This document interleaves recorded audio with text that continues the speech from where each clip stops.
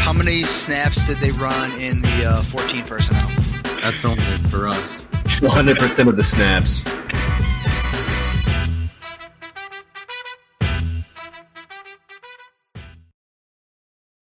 What's going on, everybody? Welcome into 14P Fantasy. Today, we are talking buy or sell for some aging veterans. We're talking guys that are 28, 29, 30 plus even.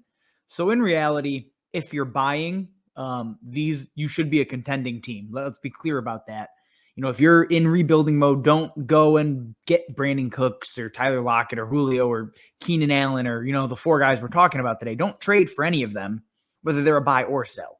They should all be sells if you're rebuilding. I think that's important to make sure we're aware of that. Obviously, you're only looking for veterans if you are a contending team. Now, before we get into the four names, and I'm sure you've already checked the chapters, you know who we're talking about. Before we get into that, guys, remember, subscribe to the YouTube channel, follow us on Twitter. If you have questions, comments, drop that stuff below. We will always, try to answer as many as we can. In addition to that, we do have a Patreon page coming out here soon with Dynasty rankings, rookie rankings, and tiers. And then when we get back into redraft season, there's going to be weekly ranks, preseason stuff, sleepers, all that good information we're always looking for. So keep an eye out for that Patreon release. Now, let's get into it. We got four names.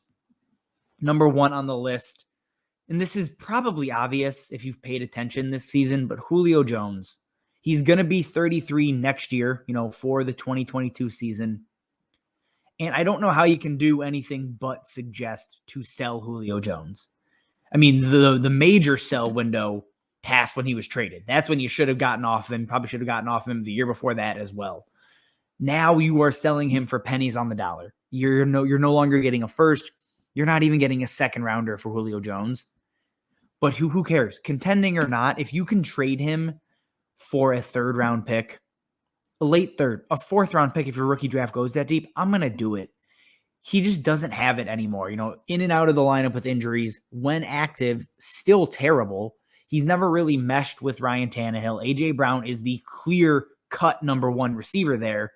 Julio Jones is just kind of went from an elite guy. We all expected great things to really a bottom-of-the-bench role player on some fantasy teams, really waiver wire fodder, if you want to call him that, in most, if not every single redraft league. So Julio, if you have him, contending or not, sell him. It's not worth it. Just get anything you can. If you can even get, even if you can even get a pick for Julio Jones. All right, guys, moving on. We have Brandin Cooks, going to be 29 years old only somehow. It feels like he's been in the NFL now for 15 seasons. But here's the thing. He is perpetually undervalued. If you're a contending team, one of the better moves you can make, probably the last couple of seasons, has been to acquire Brandin Cooks. He has balled out with Tyrod Taylor and Davis Mills, kind of obliterating my theory that he was, probably quarterback dependent, very good, but needed the quarterback to have those elite seasons. That's not the case. He's again going to be a top 24 wide receiver. And here's the thing. As someone who has rostered Brandin Cooks for 5 years now, you cannot trade him for anything, which means you should be buying because you're going to be able to get him for a second round pick. That's probably where he's at. He's coming up on that 30-year-old age cliff. He's going to be back with the Texans again. I think Davis Mills has showed me enough to now say, okay, he's not going to, eliminate Brandin Cooks from fantasy relevance. It's just not going to happen. Davis Mills seems to have enough, tools, weapons, whatever you want to call it, at his disposal to make Brandin Cooks relevant.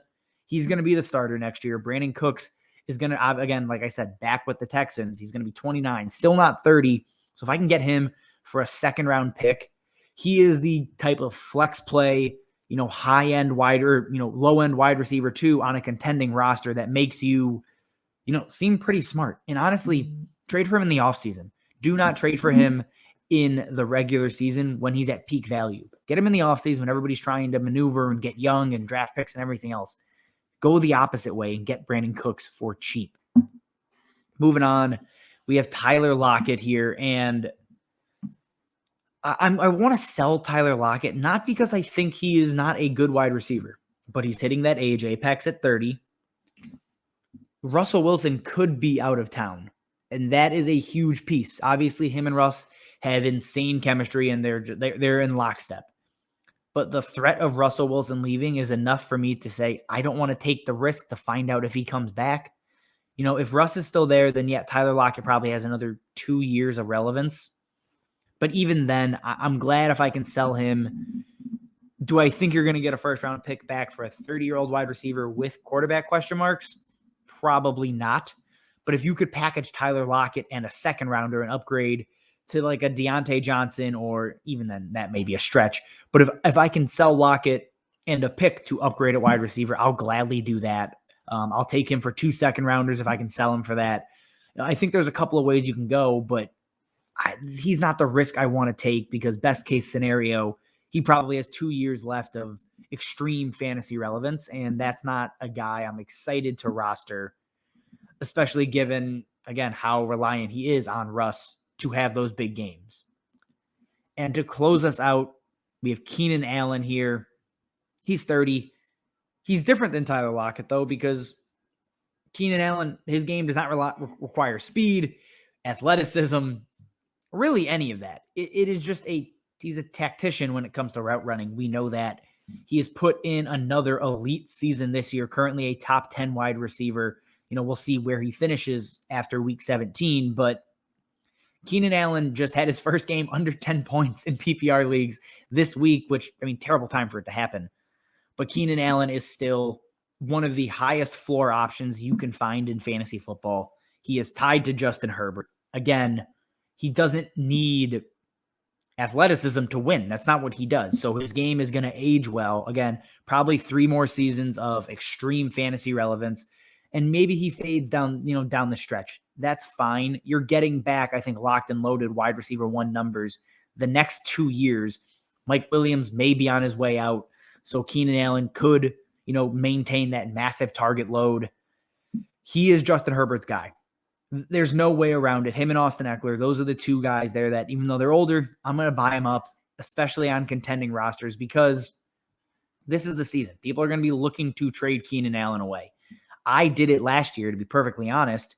Granted, I got Deontay Johnson and a pick back, so I'm happy with the return there. But Keenan Allen is a guy I'm not selling unless I'm getting a first-round pick, and if I'm buying, I'm giving him a late first. I'm going to pay that price. I think it's still worth it. Maybe you get away with an early second and an upside wide receiver. That could get it done as well. It just depends who is currently rostering Keenan Allen. Hopefully it's you, and hopefully you're contending with him on your roster still. All right, that is all I have for you. Again, subscribe to the YouTube channel. Check us out, or pay attention for that Patreon drop when it does get announced. Again, all the rankings, everything that we do here is going to be available to you guys. Marco is coming back soon. Probably, a couple hundred of you don't know who that is. He is the other half of 14 Personnel. He is back from paternity leave. So keep an eye out for his rookie profiles dropping soon. As always, guys, thanks for watching, and we will see you next time. How many snaps did they run in the 14 personnel? That's only for us. 100% of the snaps.